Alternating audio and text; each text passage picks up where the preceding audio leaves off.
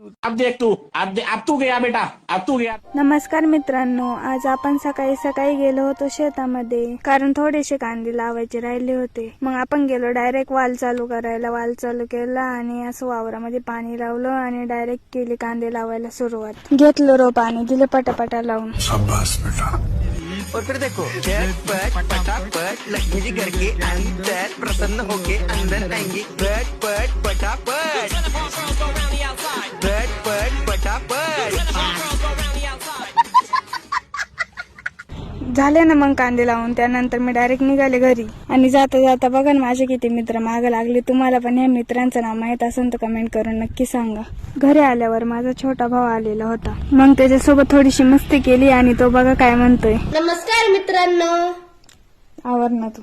आज हम खेल खेलने वाले हैं. देखो, इसको मैं आउट करने वाला हूँ.